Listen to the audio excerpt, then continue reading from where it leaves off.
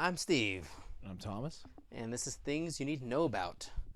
Today we're going to be talking about Brexit Impeachment, and... the Hong Kong protests. that's what it is, Hong Kong protests. So this show is going to be a lot about not just talking about news that has already been on the air for a while, but actually giving you the full picture of everything. Because the one thing that I think me and Tom both hate is when all these news stations happen to give you a quarter of the information here, a tidbit there, and over time everyone forgets everything about the story. So in this show, we're going to be going over everything that has happened so far, like a season recap. That's a good way to phrase it. Season recap the show. So where should we start, Tom? Probably the most pressing issue, the one that's, I guess, technically getting the most airtime, impeachment.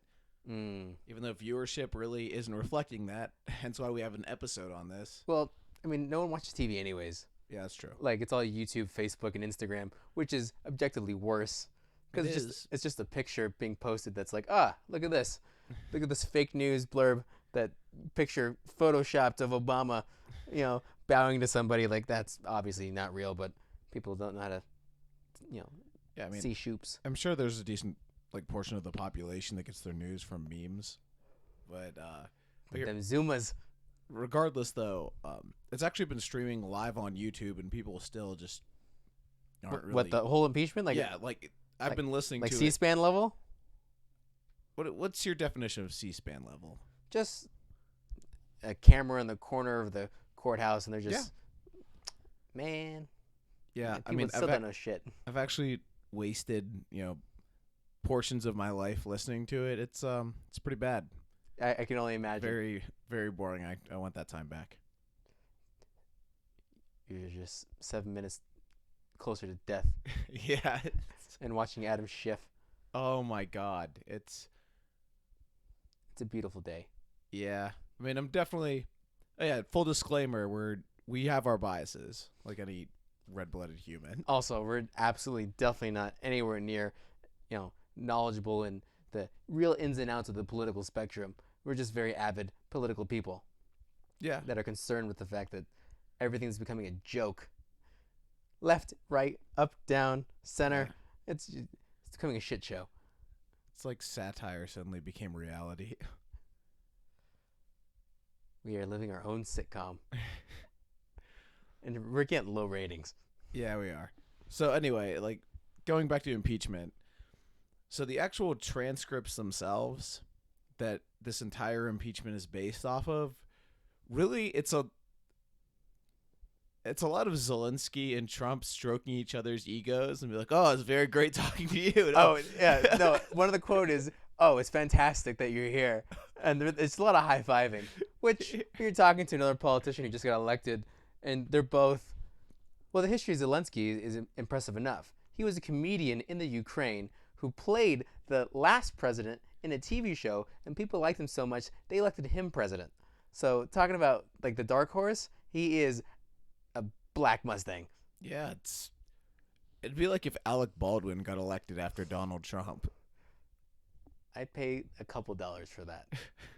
I mean, it'd be terrifying, but that'd be interesting. Yeah, it would be pretty funny. But I think Donald Trump is his own, played himself on TV, apprentice level, just solid comedian satire into actual public office. But most of that transcript, most of that phone call was just congratulating the other person on being elected.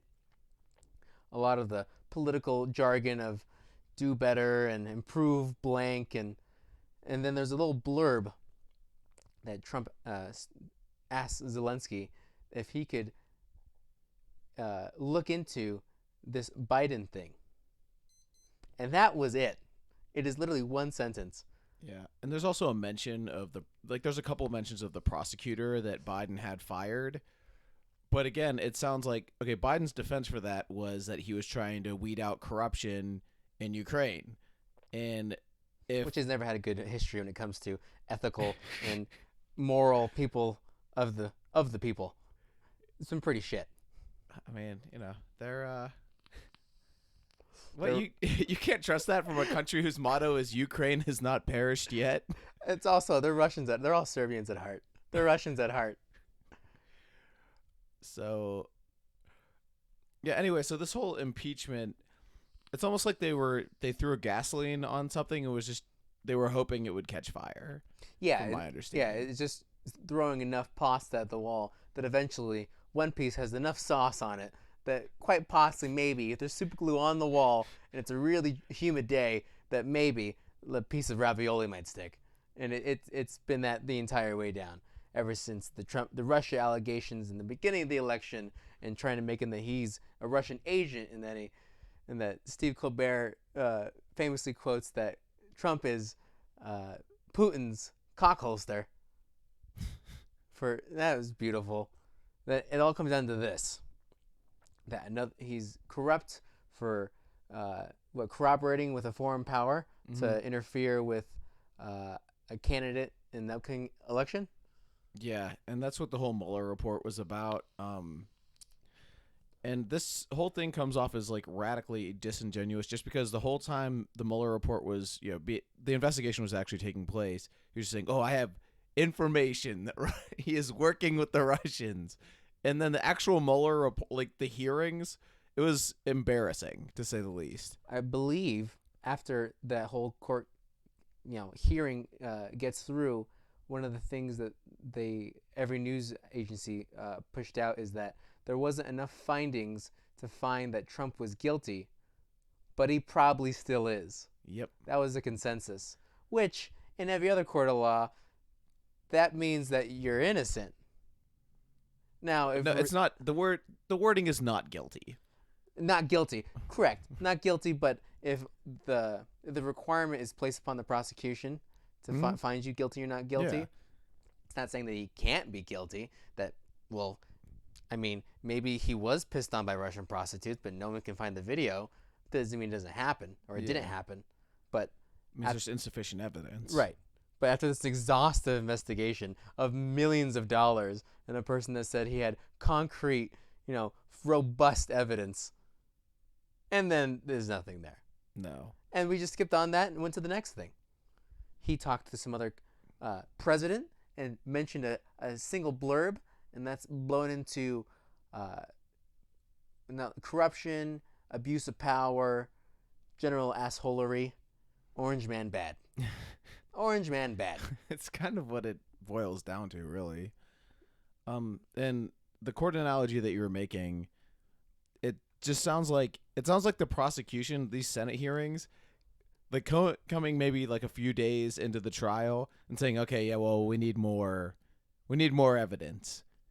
Like, shouldn't a judge just say, hey, you've had this whole time to like prepare that? Like, shouldn't you have been doing that prior to coming here?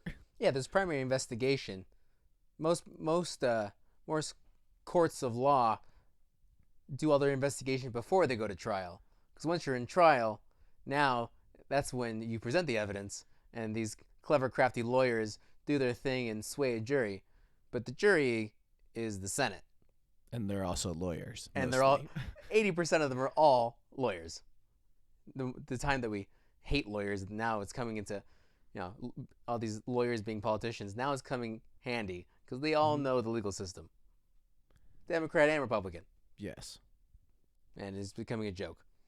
So that's how this all this started. It was a simple phone call, and it's progressed into this, with these other, first of all, with the whistleblower, Who still hasn't been named. who brought up this transcript, which would be concrete enough since we have the actual transcript of the phone call, and it's just snowballed from there. And this other secret evidence of there's more, and that more is coming, and more will be revealed in an impeachment, it's falling flat in its face. Yeah. I mean, they're still trying to build up a case.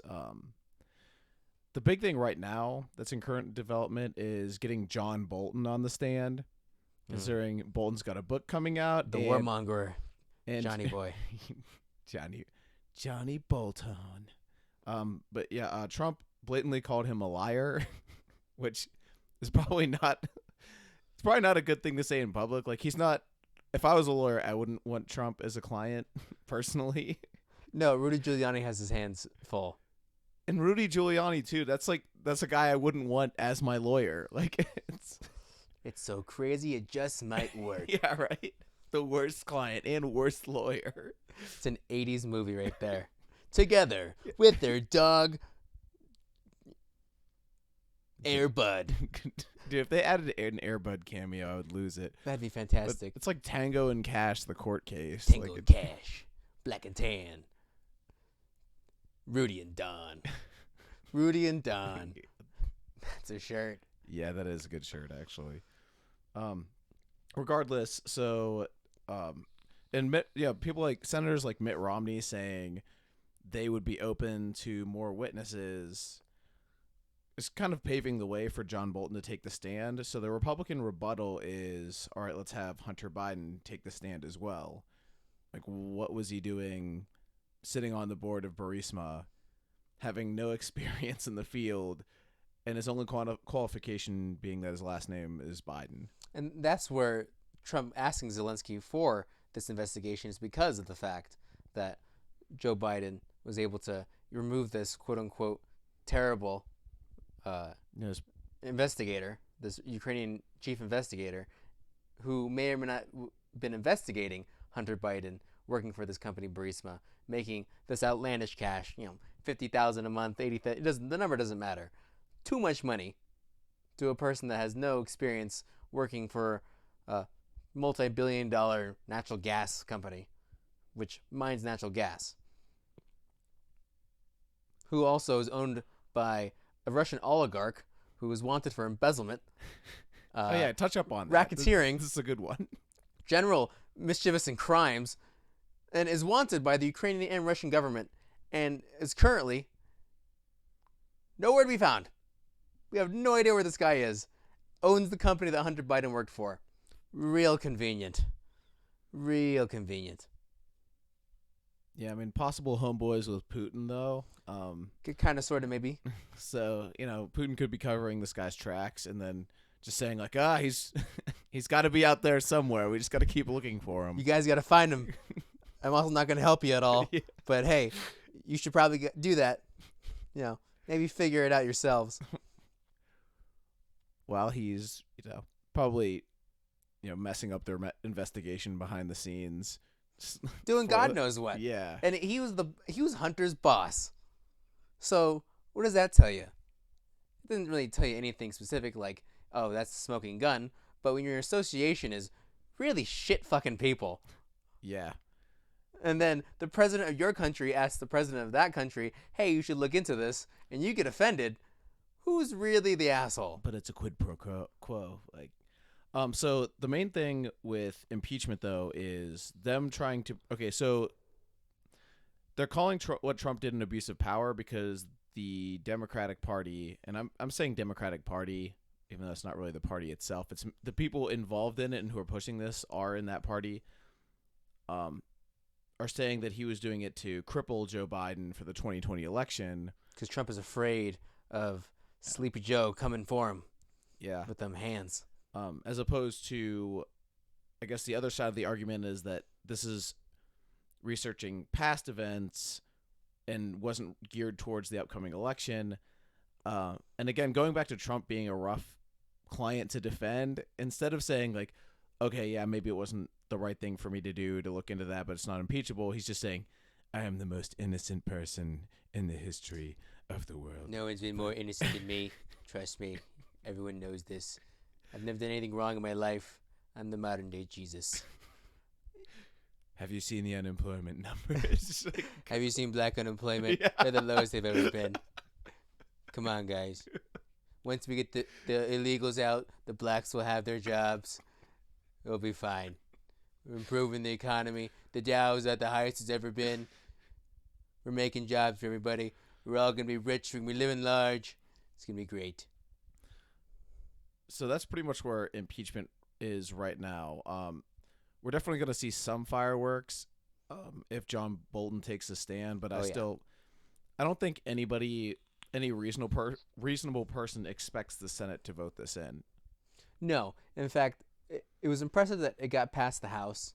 Nancy Pelosi and Chuck Schumer were these two tips of the spear trying to push this through, and getting past those 438 people was pretty impressive. But through the Senate, with the Republican majority, and the fact that the House only needed 51% and the Senate needs 2/3, is that this is going to be a big waste of government spending and wonderful, terrible TV.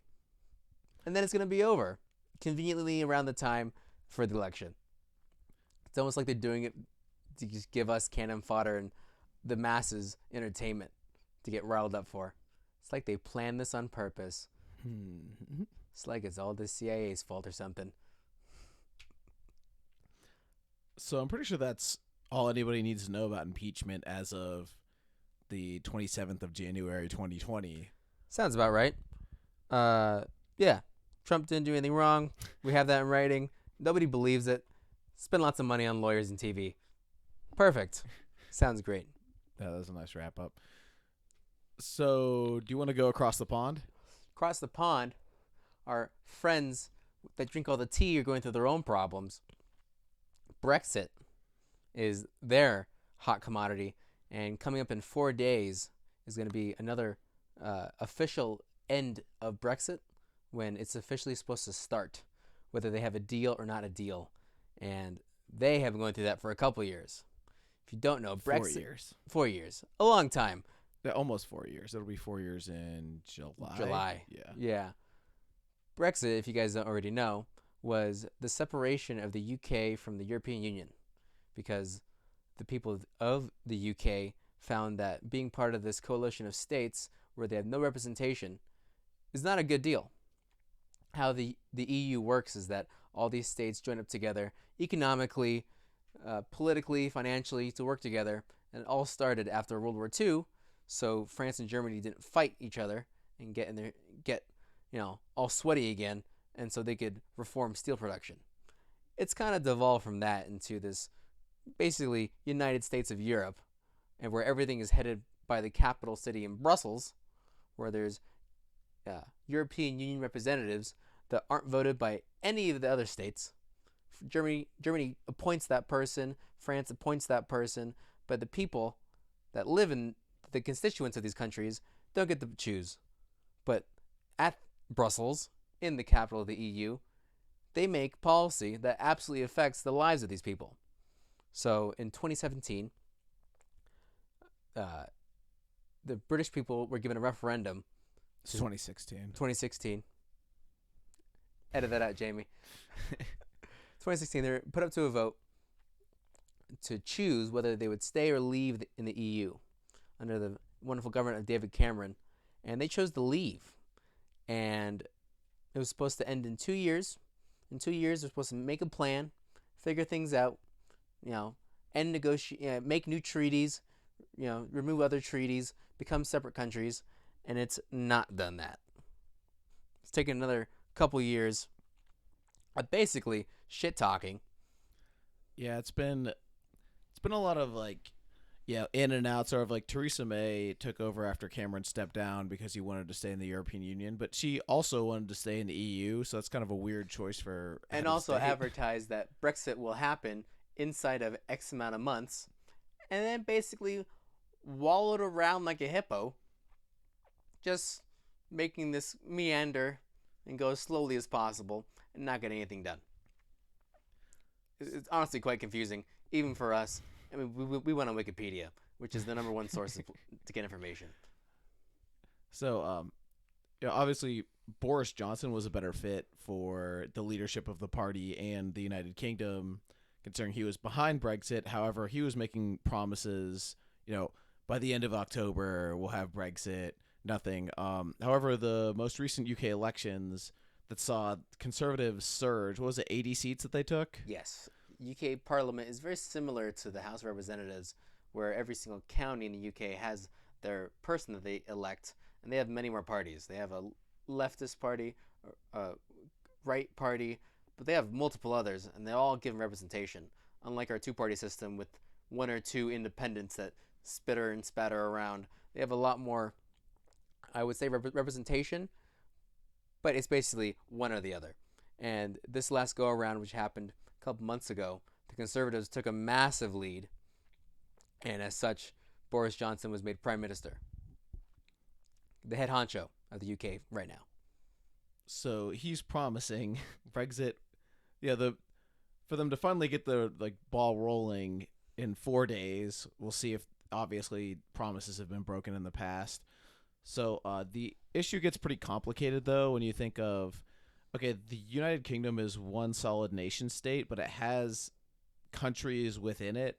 So has 4. Yeah, so England obviously voted for it, but Scotland was against separating from the EU. Northern Ireland. And the city of London itself, there's been talks of turning London into a city-state within the United Kingdom, which is kind of confusing. Ironically, everyone talks about London because that's the number one city that everyone knows about, but the BBC published stats on how many constituents actually voted.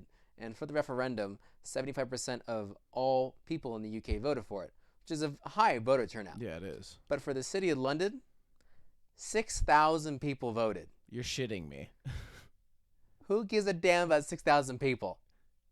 Dude, so everybody else in London, what? They were just chilling? And there's a crap ton of people that live in London. Yeah. It's a very dense metropolitan. It's the largest city in the European Union, I'm pretty sure.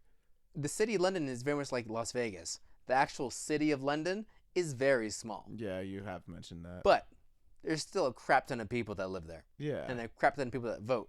In other cities, Cornwall, Cheshire, Norfolk, Suffolk, tens of thousands of people voted. City of London, 6.5. Is that within the entire metropolitan area or just the tiny, the little London? I think the defined city of London. But we worry about this place. City con, the mayor, part and parcel living in a big city. They get so much airtime. It's like if Washington, D.C. was the only city that anyone ever got news on. Yeah, that's true. Actually, in other countries, that's really all the news they get is what happens in D.C. But you hear things in L.A., in New York, in Chicago, in Miami, big metropolitan places. The U.K., London.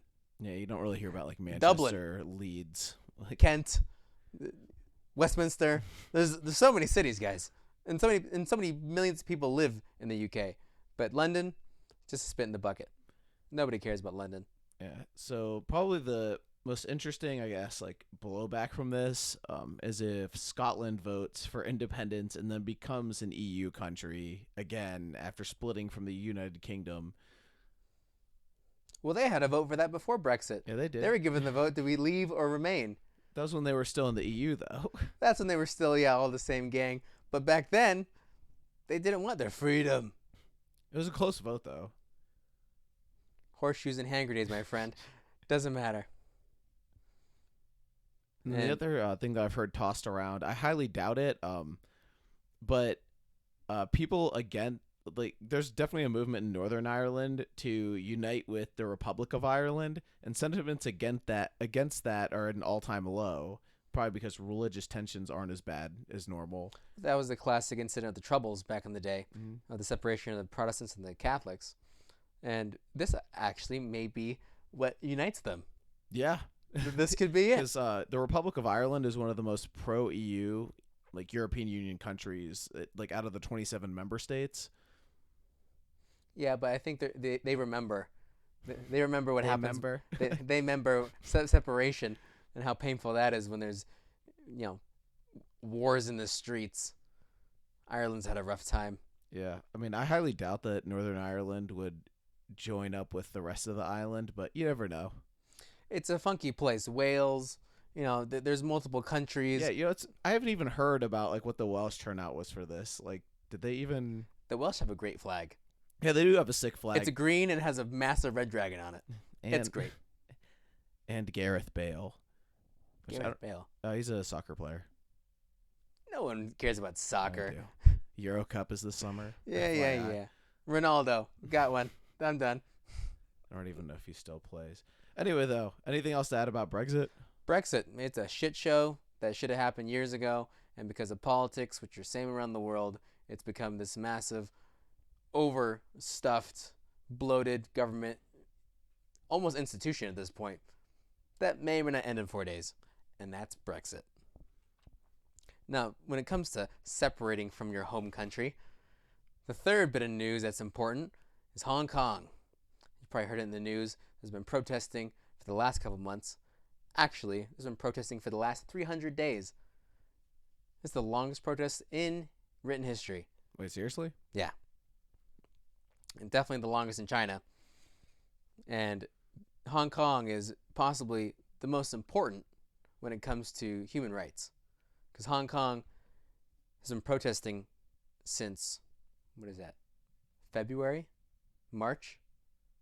It's since March because China in 1997 reclaimed Hong Kong from the British. I wouldn't say reclaimed.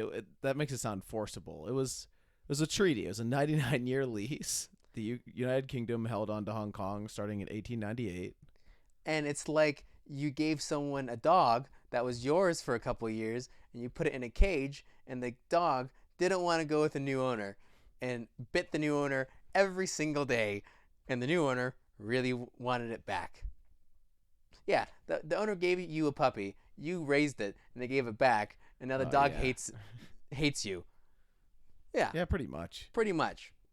And Hong Kong has enjoyed the wonderful, beautiful, qualities of capitalism for the past 100 years. And they've been fighting tooth and nail ever since 1997. And recently, the Hong Kong government, which is another shit show of itself, proposed an extradition law that would... Yeah, do you want to...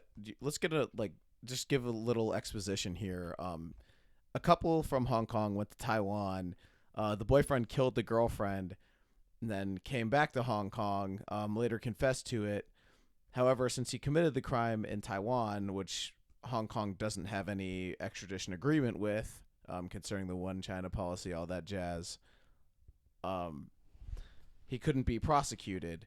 So their legislature proposed extradition for Taiwan, but that would also include the People's Republic of China, meaning that the Chinese government could, let's just say China's government is not known as the most fair or balanced government in the world. It's a benevolent society.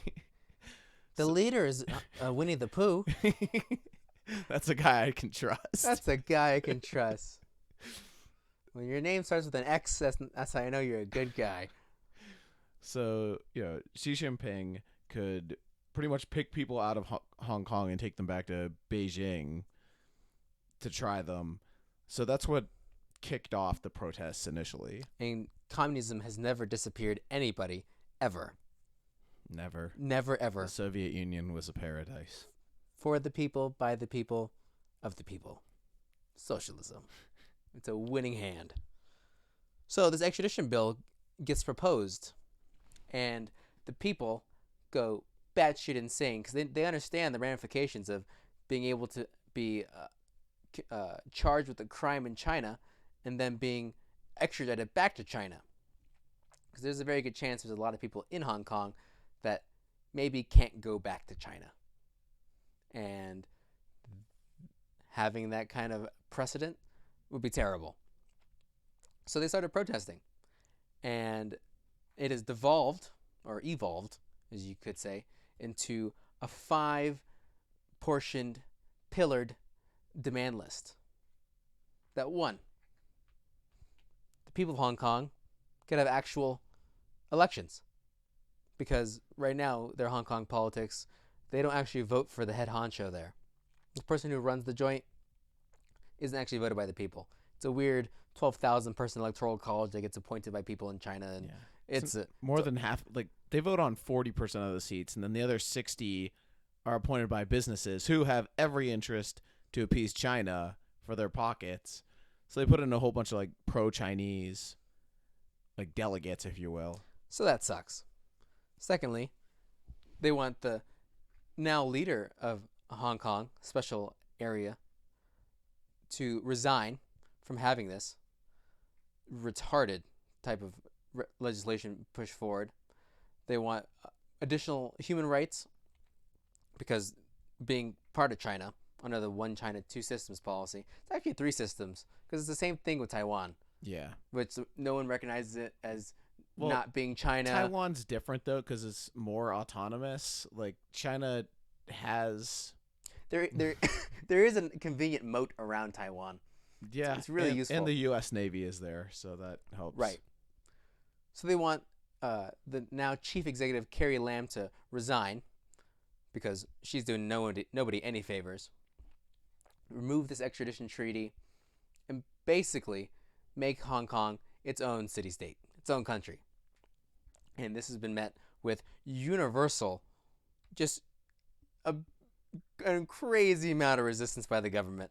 Because the last thing they want is the place that has like 15% of China's GDP. I want to say it's like 10 right now, but yeah, somewhere in that ballpark, 10 to 15. When you got billions of people, yeah, and you're the second biggest economy, 10% is like that's a lot. from the knee down.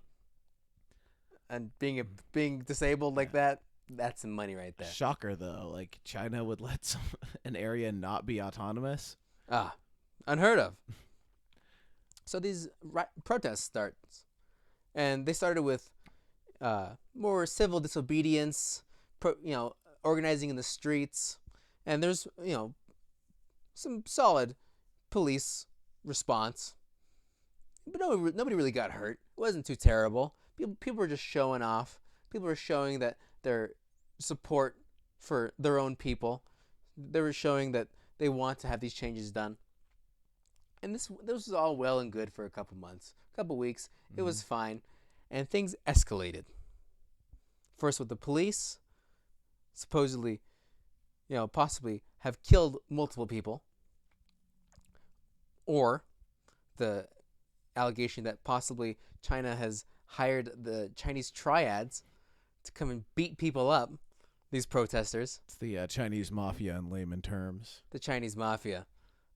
That's terrible.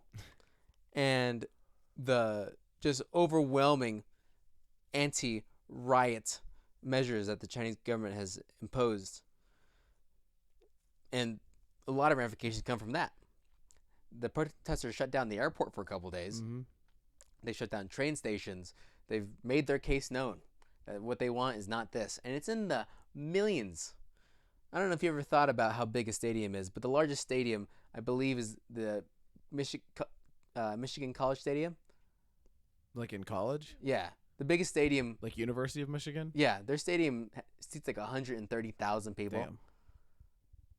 I don't know if you could, or a NASCAR stadium. Mm-hmm. That's 100,000 people. Multiply that by 20. And that's how many people, 2 million people are in these protests, filling the streets in record amounts. And that's a sizable chunk of the Hong Kong population. Yeah, it is. That's a solid voting bloc. And what they want is to be able to vote. And it's going from one stepping stone of extremes to another. At this point, the protesters don't enjoy the beautiful Second Amendment, so they don't have any firearms to defend themselves, especially if they believe that they're trying to take down a tyrannical government, which is a little on the nose. So they resorted to bow and arrow, which is amazing, making their own catapults and laser pointers. They've been blinding the police with laser pointers. Very high technology. And it's getting pretty scary for the people of Hong Kong. Investors have pulled out of Hong Kong. Property is going down in value. I think a quarter of the Hong Kong economy has gone down. Damn. So it's in a full depression. Yes. I mean, a lot of this comes from, and you had mentioned this before we started recording, that a lot of the people involved in these protests were born in the 90s. Born in the 90s. So they never had a chance to experience what Hong Kong was like before the People's Republic of China took the reins. And the fact that the initial agreement was that they would, fully absorb Hong Kong by 2047, China obviously threw that to the wind and kind of has their grasp around Hong Kong. So these are people who, they're the first generation to grow up in one country, two policies. And they want the freedoms that past generations had. Yeah, talking about having a wishing of nostalgia. All their parents enjoyed the Hong Kong that made Hong Kong. And all these people 18 to 25 that are adults and got the shaft. Really, if you were born in 1990, by the time you were 12 years old and were able to think for yourself, this is fully into the one China, two systems policy. You never got to enjoy anything that capitalistic Hong Kong had to offer. And all these parents did. Made money, grew good families, able to succeed in life. And now they're in this quasi-China-esque, not China is China, these laws, that laws. And they're like very comfy hostages. Yeah, that's a good way to put Very it. comfy hostages. But even the most comfortable prison cell is still a prison cell. And they've been fighting for over 300 days, which is amazing. Along with this coronavirus going around. Oh yeah, that's an interesting like have a zombie apocalypse during the Hong Kong riots. Minor plague. It fit for a big budget movie. It would, wouldn't it? That's when the plague would happen, during the protest. So hear me out. What if like the People's Republic of China purposely infects people with coronavirus, like protesters? It's the way to do it. Well, the way that the conspiracies here in the United States is that our peaceful protests of people on the conservative side have these double agent, these secret actors inside protests that rile up the police and create action to happen, so they could say, see those people? They're bad because they fought with the police. I can only imagine that they had the same. In fact, I was reading an article that during protests in one of the train stations, they imprisoned 2 people because they believed them to be spies working for China, and they were with the protesters trying to scheme and, mess things up, make things a little more aggressive than they need to be. So, I don't know if you want to kill all the people in your population, because if everyone gets the coronavirus and dies... Well, they don't want everyone to die, obviously, but if they can spread the infection around just enough... Solid 20% is sick and can't protest. Use your, what is it, there's a Dave Chappelle thing when he's talking about, I think the guy's name was Iceberg Johnson. Like, he was a pimp, and it is, like, he beat up his prostitute and then, like, gave her some pills and, like, a cold shower. It's pretty much like make her forget that you're the one who broke her in the first place. I thought it'd be more like you hire somebody to beat up your prostitute, and then you save the prostitute. Oh, he actually goes through that scenario too. Yeah, and then you're the hero, and that totally wasn't your fault why she got her ass beat, because you're the one who fended her off from the evil man that was trying to take advantage of her. But actually, you paid that dude $40 on a pack of Newports to do it for you. So that very much could happen. Trump signed. What was the Hong Kong humanitarian?